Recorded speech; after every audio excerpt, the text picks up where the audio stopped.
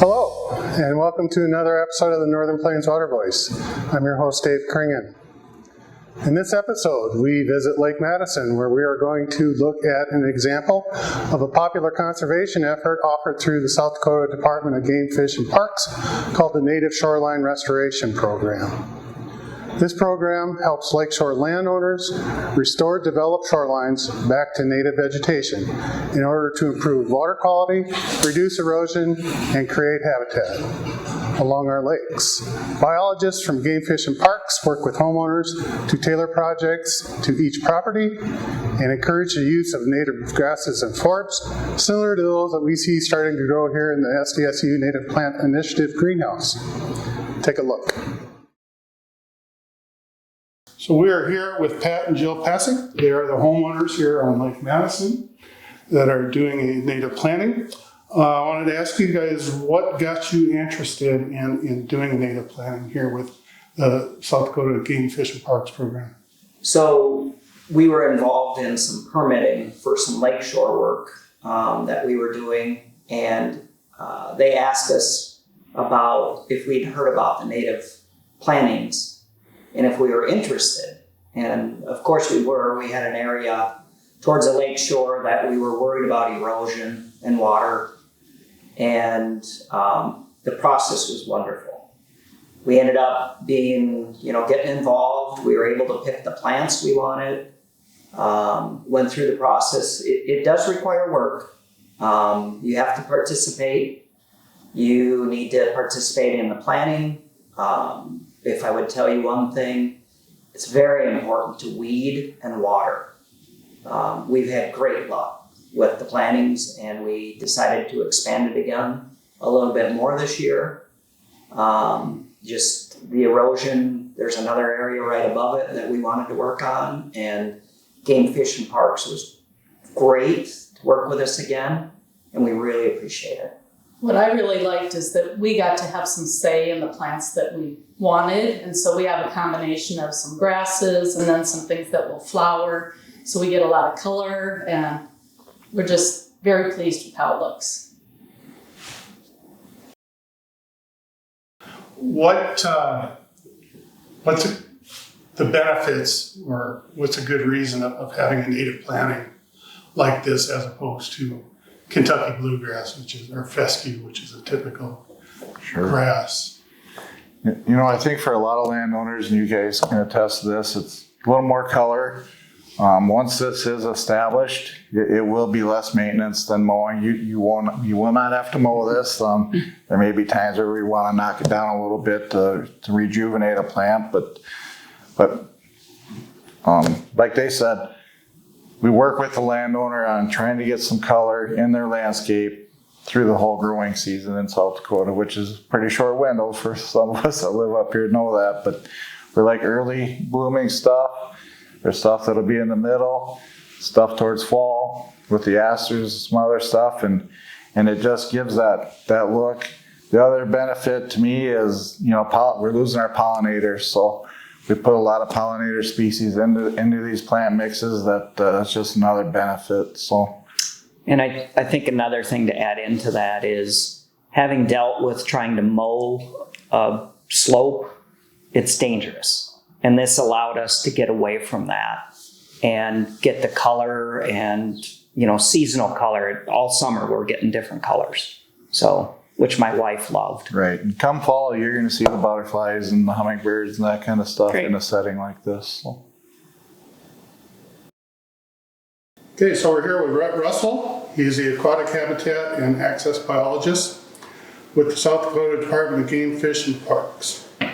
And Rhet, we're here at Lake Madison this morning doing a native area planting. Can you briefly explain some of the process, the planning, design, and installation process if a landowner is interested in planting a native vegetated area near their shoreline? Sure. It's a pretty simple process. The first step is to contact your local habitat and access biologist. We have them in all the quadrants of the state, so you can call any of the regional offices and they'll direct you into the right office. Carter's down in the southeast, I'm up in the northeast, but yeah, it's just simply, if you're interested in this, We come out, take a look with the landowner, interview them, so to speak, a little bit on what they like, what they don't like about native plants, what kind of views they want to keep, what kind of views they want to hide. And then we take a look and kind of define the site area a little bit on visualizing just a broad picture of what it would entail, get some square footages. We got to look at the sun shade combination so we know what kind of plants that we need to plant. We might drill a couple holes into the substrate a little bit to see what kind of soil types we're playing with, because each one of these plants is a little bit more specific on what it likes and what it doesn't like. And then from there, it's a team effort on defining what the landowner is responsible for versus what we're responsible for, and going from there. So we really like a lot of buy-in like we have here at this Lakeshore residence currently. They did a planting last year and want to expand it this year, and then if Carter and I are looking at an expansion, then it's obviously worked out the way that we want it to work out. So, what are some of the benefits of native planting along shorelines? Well, there's really three main components to the shoreline benefits. One is that shoreline, that shore area, the first 30, 40 foot next to a shoreline, is a very highly intense ecosystem for most plant and animal species. So with development of lakes in South Dakota, we all want to live on the lake. With that, we've fragmented that ecosystem. So trying to get that buffer back is big on it from an ecosystem standpoint.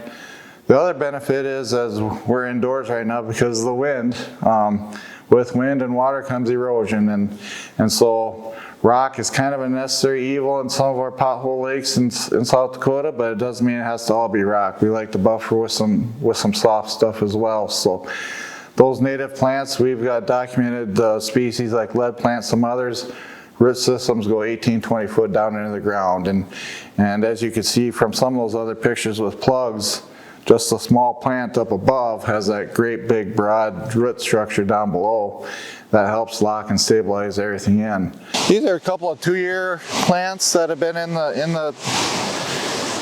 the system for 2 years here, so we'll pop one out so I can show you exactly what the root system does just in a couple of years. So as you look here, this is a sedge, bottle brush sedge, and it already wants out of that container. It's only 2 years old, it already wants out of that container.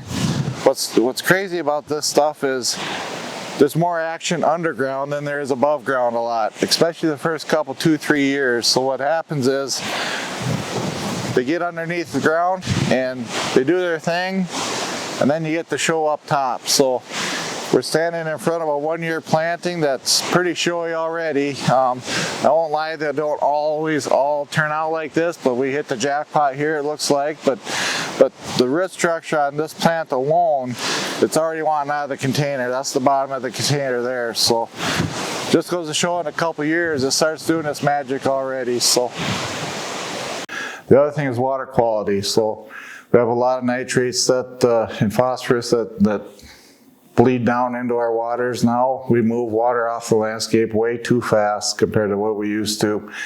There is no end result other than the lake. So to improve water quality, these buffers help filter that for us a little bit. So it helps erosion from the wind action, the water action going down, and helps filter that water before it gets to our lake. So thanks for watching, and stay tuned for more right here on the Northern Plains Water Voice.